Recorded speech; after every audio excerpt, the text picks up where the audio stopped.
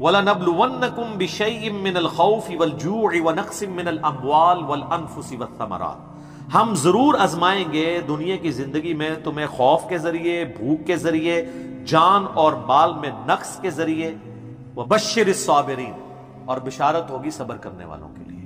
تو یہ ساری تکلیفیں، ان کو آپ مکافات عمل کہہ کے نہیں جان چھڑا سکتے، یہ اللہ کی طرف سے آزمائش بھی ہو سکتی ہے کسی کے اوپر۔ اور صبر کرنے والوں کے لیے بشارت ہے، اور ان کی نشانی کیا ہے؟ الذین اذا اصابتهم مصیبہ، جب کبھی انہیں کوئی مصیبت پہنچتی ہے تو وہ کہتے ہیں قالوا انا للہ وانا الیہ راجعون، بھئی ہم بھی تو اللہ کی طرف سے آئے تھے، ہمیں بھی لوٹ کے اللہ کے پاس جانا ہے، اگر کوئی تکلیف آئی ہے تو یہ بھی چلی جائے گی نا۔ سب سے بڑی تکلیف کیا ہے؟ موت، وہ بھی تو ہم پہ آنی ہے نا، تو اس سے پہلے اگر چھوٹی تکلیف آئی ہے تو اللہ کی طرف چلی جائے گی۔ اس کانٹیکسٹ میں ایک حدیث ہے صحیح مسلم میں بڑی زبردست، ام سلمہ کہتی ہیں کہ جب ابو سلمہ میرے خاوند فوت ہوئے، مجھے ان کی فوتگی کی خبر ملی تو میں نے حضور سے ایک دعا سن کے یاد کر رکھی تھی کہ جو کوئی وہ دعا مانگ لے گا اللہ تعالیٰ اس سے بہتر اسے نعم البدل دے دے گا، اور وہ دعا آدھا پورشن تو یہی ہے، سورۃ البقرہ کی آیت نمبر 156، انا للہ وانا الیہ راجعون۔ اس کے بعد ہے اللہم اجرنی، یہ جھٹکے سے ملے گا، اللہم اجرنی، حمزہ آگے، اللہم اجرنی فی مصیبتی واخلف لی خیرا منہا، اے اللہ مجھے اس مصیبت میں اجر عطا فرما اور میرے لیے اس سے بہتر نعم البدل کر دے۔ تو کہتی ہیں کہ نبی علیہ السلام نے فرمایا تھا جو یہ دعا مانگ لے گا نا تو اللہ تعالیٰ اس کی کمپنسیشن فرما دے گا، اسے بہتر نعم البدل دے گا۔ کہتے ہیں میں نے دعا تو کی، پھر میں یہ سوچتی تھی کہ میرے خامن جیسا تو کسی کا خامن نہیں ہوگا، ابو سلمہ جیسا خامن مجھے کیسے مل سکتا ہے۔ تو جب عدت پوری ہوئی تو نبی علیہ السلام نے پیغام کا نکاح کا پیغام بھیج دیا، ام المومنین بن گئی، اور یہ ہماری وہ ماں ہے جو سب سے آخر میں فوت ہوئی ہے 64 ہجری میں، واقعہ کربلا کے بھی 3 سال بعد۔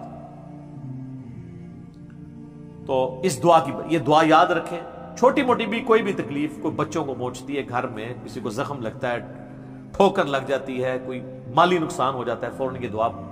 اور میں نے الحمدللہ 20 دفعہ یہ دعا آزمائی ہے۔ وقتی طور پہ تو فیل ہو رہا ہوتا ہے کہ یار کوئی مسئلہ خراب ہو گیا، لیکن اس کے بعد اسی شر کے اندر خیر چھپی ہوئی ہوتی ہے، وہ مل جاتی ہے۔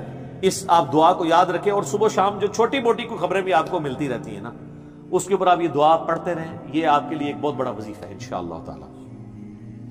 نیک لوگوں کو جو تکلیفیں آتی ہیں نا دنیا میں، وہ ان کے درجات کو بلند کرنے کے لیے آتی ہیں، اور یہ اللہ تعالیٰ نے بڑی سختی کے ساتھ سورۃ العنکبوت کے اندر نا صحابہ کرام کو ایڈریس کر کے نا یہ فلسفہ کلیئر کیا ہے، آیت نمبر 2 اور 3 کے اندر، احسب الناس ان یترکوا ان یقولوا آمنا وهم لا یفتنون، کیا لوگ اس گمان میں ہیں کہ انہیں صرف اس بات پہ چھوڑ دیا جائے گا کہ وہ ایمان لے آئے اور ہم ان کی آزمائش نہیں کریں گے؟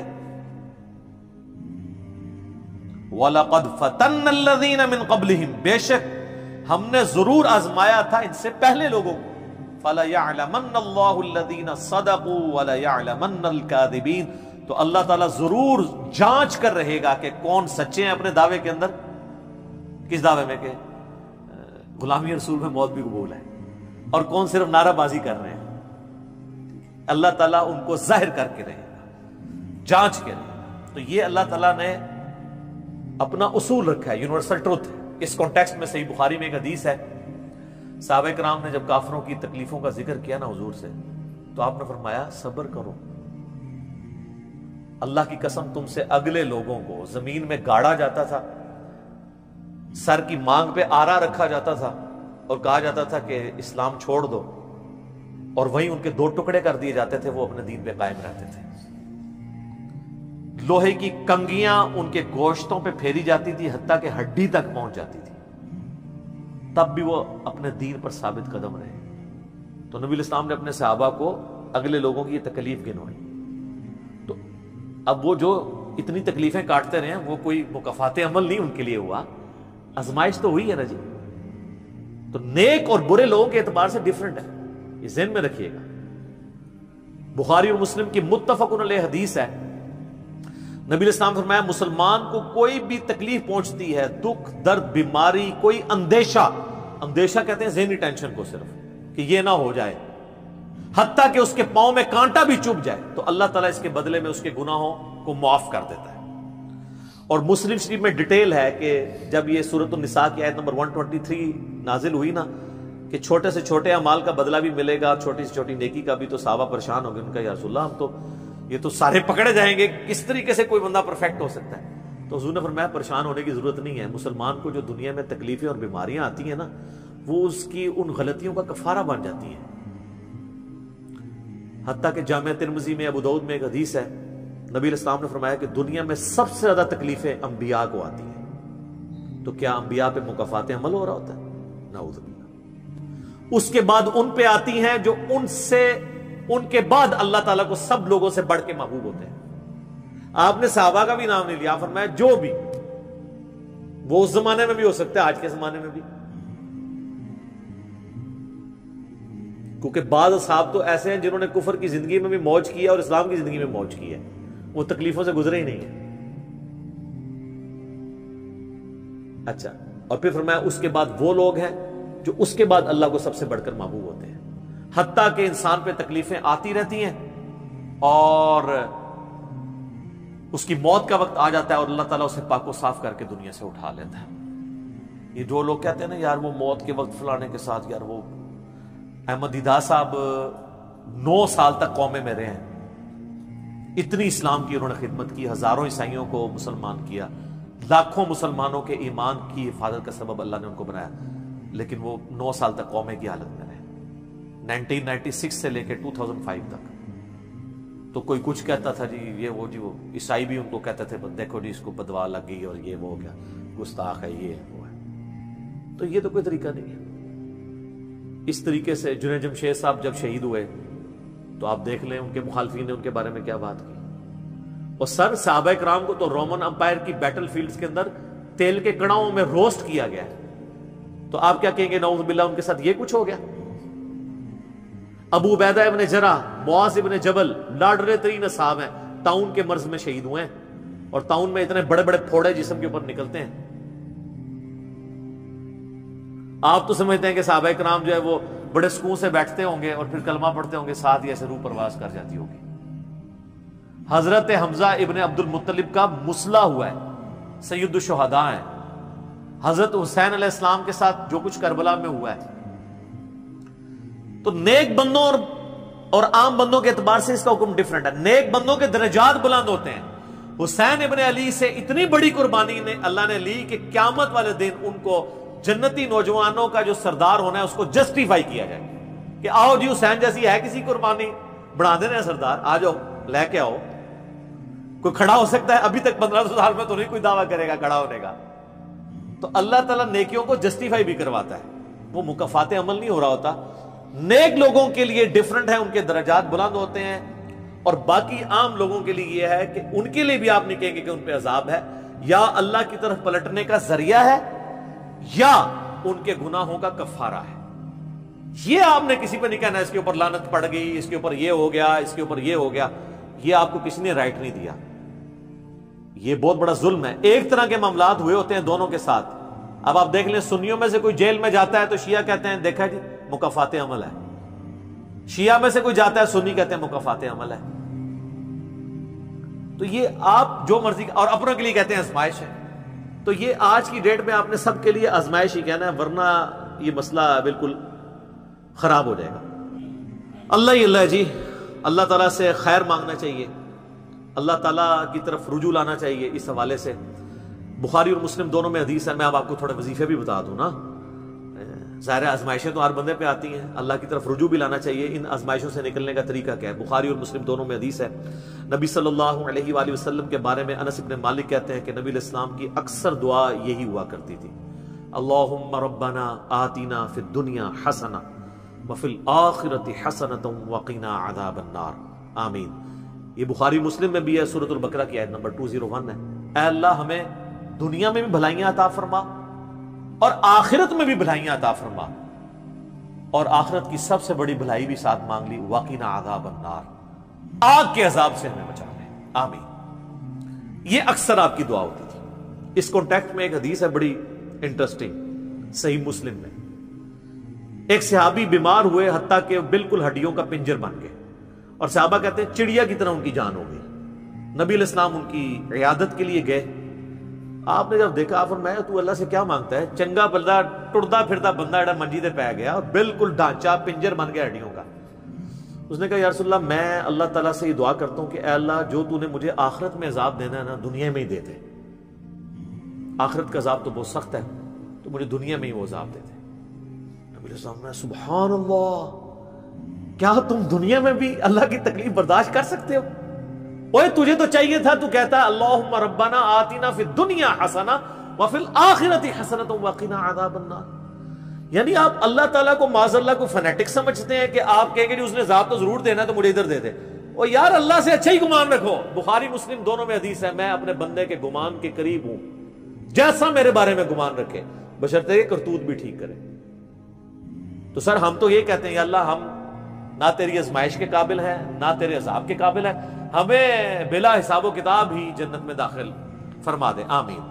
تو میں اپنے بندے کے گمان کے قریب, اچھا گمان رکھیں انشاءاللہ تعالی اینڈ رزلٹ بھی اچھا ہوگا. آپ اللہ سے گمان اچھا رکھیں, یہ گمان بہت اہم چیز ہے. اور یہ آپ کا جو کانفیڈنس ہے نا اللہ کے اندر کہ انشاءاللہ اللہ میرے ساتھ خیر کا معاملہ ہی کرے گا. اچھا کئی لوگ ہیں وہ کہتے ہیں منو تے اللہ نے دینے ہی عذاب ہے. استغفر اللہ. تو بولی آپ چاہے اچھے اعمال کرتے ہیں برے اعمال, تب بھی آپ نے یہ اپنے بارے میں یہ بات نہیں کرنی.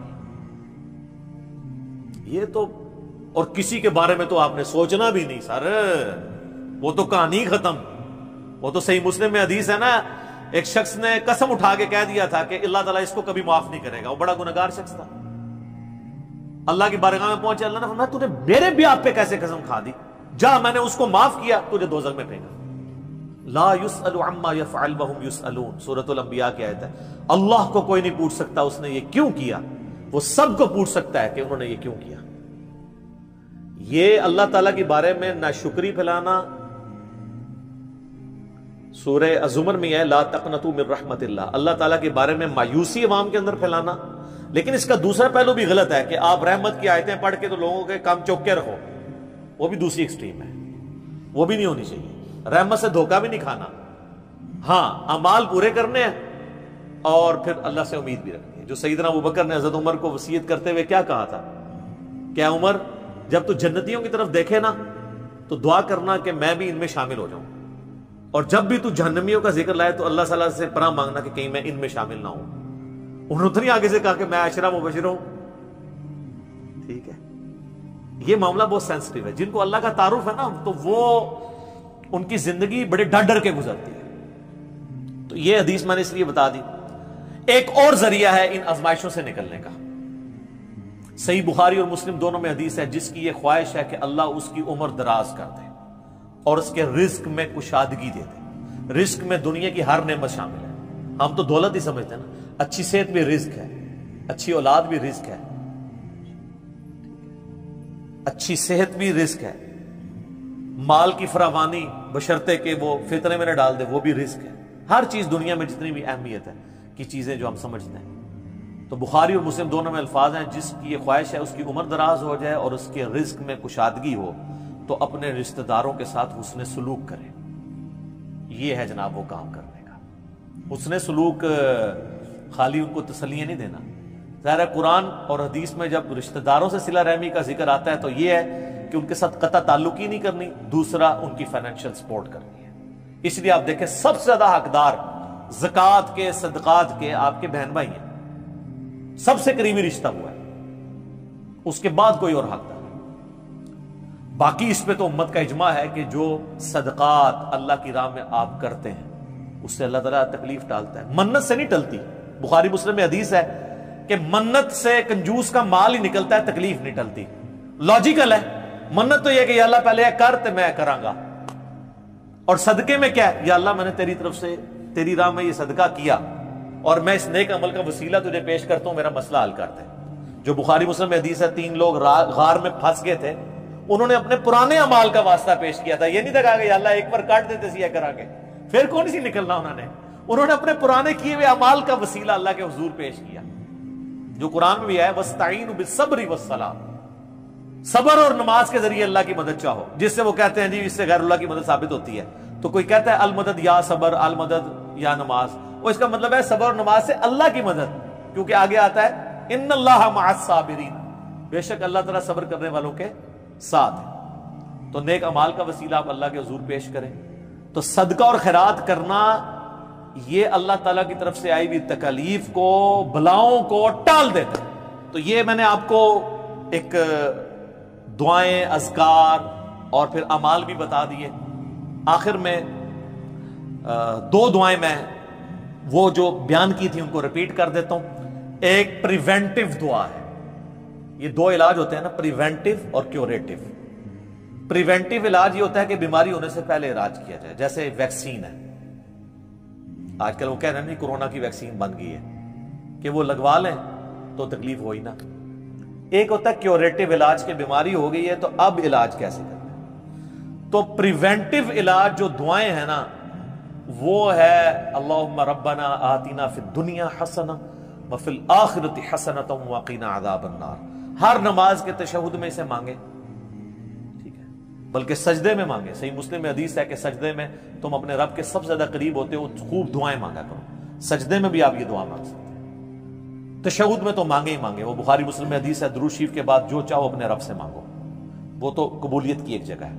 اس کے علاوہ یہ ہوگی پریونٹیو علاج بیماریوں سے، پریشانیوں سے۔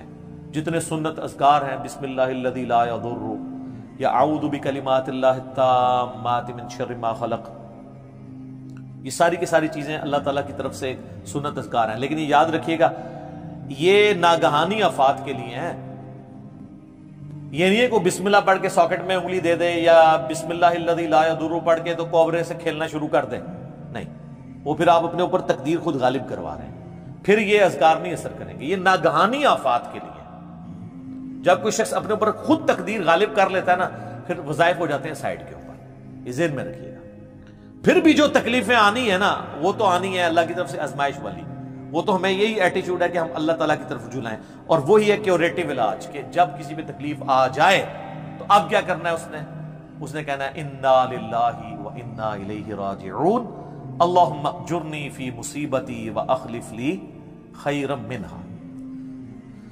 یہ مکافات عمل کا سارا ٹاپک، اس کا اینڈ میں کروں گا سورہ الحدید کی ان دو آیات کے اوپر، جس کے بعد صبر آ جائے گا سب کہ اللہ تعالیٰ نے یہ تکلیف کا سلسلہ دنیا میں جو رکھا ہوا ہے اس پہ صبر کے لیے کیا ترغیب دلائی ہے۔ آیت نمبر 22 اور 3، ما اصاب من مصیبت فی الارض ولا فی انفسکم، کوئی مصیبت بھی ایسی نہیں کہ زمین میں آئے۔ زمین میں کیا مصیبت آتی ہے؟ زلزلہ، وبائی امراض، سیلاب، طوفان، ولا فی انفسکم، اور نہ کوئی ایسی مصیبت کہ تمہاری جان میں آئے۔ جان میں ہر طرح کی بیماری، کسی کو بلڈ کینسر ہو گیا، کسی کے گردے فیل ہو گئے، کسی کو ہیپاٹائٹس ہو گیا، تو اللہ تعالیٰ فرماتا ہے الا فی کتاب من قبل ان نبرأھا، یہ ہم نے لوح محفوظ میں پہلے ہی لکھا ہوا ہے، اس سے پہلے کہ ہم یہ تکلیف بھیجیں۔ کام ہی ختم ہو گیا۔ اللہ کہتا ہے ہم نے تو یہ طے کیا، یہ ڈیسٹنی ہے تمہاری، تقدیر ہے۔ ان ذالک علی اللہ یسیر، یاد رکھنا یہ اللہ کے لیے بڑا احسان ہے، بہت آسان ہے۔ کوئی یہ بھی کہہ سکتا ہے کتنا ہو گیا، پہلے ہی اللہ کو پتا ہے، اللہ کے علم کے لیے آسان ہے۔ سورۃ الانعام میں تو یہاں تک آیا ہے کہ خشکیوں میں یا سمندروں کے اندر کسی درخت کا اگر پتا بھی گرتا ہے نا تو اللہ کو پہلے سے علم ہے، اور زمین کی گہرائیوں میں کوئی دانہ بھی پھوٹتا ہے نا وہ پہلے۔ اب ظاہر ہے ہمارا ذہن تو اس ڈیٹے کو سمجھ نہیں سکتا، بلکہ آج ہم نے لیپ ٹاپس میں، ہارڈ ڈسک میں وہ ڈیٹا سٹور کر لیا ہے جو 8 سے 100 سال پہلے کا انسان اس کو ماننے کے لیے تیار نہیں ہوگا کہ یہ ٹچ سکرین موبائل کیا کر سکتا ہے، اتنی دور بات کر سکتے ہیں، وہ تو اس کو بھی ماننے کے لیے تیار نہیں ہوں گے۔ لیکن ہو گیا نا کہ انسان کو اللہ نے ترقی کرائی ہے، تو اللہ کا علم تو بہت کامل ہے۔ لِكَيْ لَا تَأْسَوْا عَلَىٰ مَا فَاتَكُمْ، یہ ہم نے اس لیے کیا، یعنی ہم نے تقدیر میں پہلے یہ چیزیں لکھی تھی تاکہ تم مت افسوس کرو اس چیز پہ جو تم سے چھین لی جائے۔ وَلَا تَفْرَحُوا بِمَا آتَاكُمْ، اور اس پہ شیخی مت بگاڑنا جو اللہ نے تمہیں دی ہے۔ اللہ کسی سے لے کے ازماتا ہے تو کسی کو دے کے بھی ازماتا ہے۔ وَاللَّهُ لَا يُحِبُّ كُلَّ مُخْتَالٍ فَخُورٍ، اور اللہ تعالیٰ پسند نہیں کرتا ہر شیخی بگاڑنے والے کو، جو بات بات کے اوپر شیخی بگاڑتا ہے۔ کسی کے پاس اگر کوئی اللہ کی طرف سے نعمتیں ہیں تو وہ اللہ کا شکر ادا کرے، اور اگر کسی کے اوپر آزمائش کا وقت ہے تو وہ اللہ کی طرف رجوع لائے۔ اس لیے تو نبی علیہ السلام نے فقر کی زندگی گزاری ہے نا سر۔ باقی نیک بندوں کے لیے درجات کی بلندی کا ذریعہ ہے آزمائشیں آنا، برے لوگ بھی اس اعتبار سے کہ میرے اعمال کی شامت ہے اور میرے گناہ معاف ہو جائیں گے اور میں اپنی اصلاح بھی کر لوں، کسی کے بارے میں کوئی ورڈکٹ نہ دیں، اپنے اوپر ضرور لاگو کر لیں۔ ہم اللہ تعالیٰ سے دعا کرتے ہیں اللہم اجرنا من النار، اللہم انی اعوذ بک من عذاب جہنم، ربنا اننا آمنا فاغفر لنا ذنوبنا وقنا عذاب النار، اللہم انی اعوذ بک من عذاب جہنم، ربنا اصرف عنا عذاب جہنم ان عذابها کان غراما، اللہم ربنا آتنا فی الدنیا حسنہ وفی الآخرة حسنة وقنا عذاب النار، اللہم احسن عاقبتنا فی الامور کلها وَأَجِرْنَا مِنْ خِزْيِ الدُّنْيَا وَعَذَابِ الْآخِرَةِ، آمین ثم آمین۔ ٹھیک ہوگا جی؟